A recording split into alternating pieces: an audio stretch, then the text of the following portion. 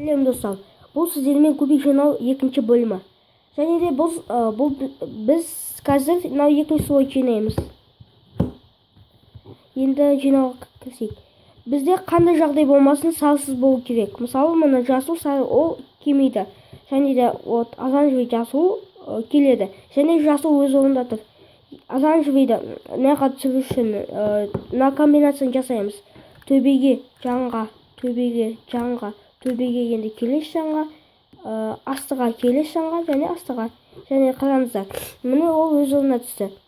Және де екіншісін іздейміз.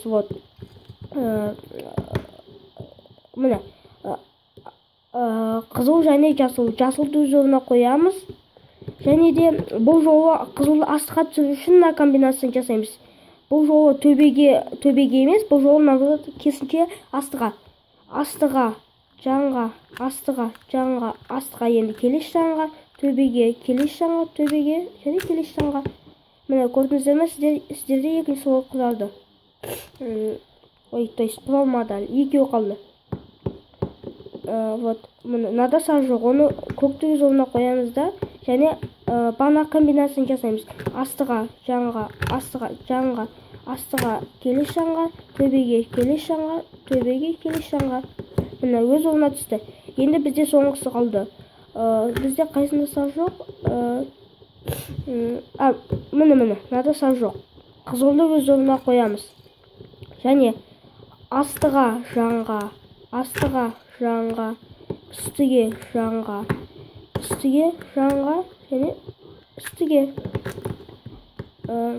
Міне, қараңыздар. Енді соңғысы қалды. Енді іздейміз. Міне қызыл көк. Бағана комбинацияны жасаймыз. Астыға, міне көкті астыға түсіру үшін, егер де көк үстіге түсетін болса, ол кезде төбеге жасаймыз. Ал егер де көк астыға түсетін болса, астыға жасаймыз. Астыға, жанға, астыға, жанға, астыға, келесі жанға, үстіге, келесі жанға, үстіге, келесі жанға.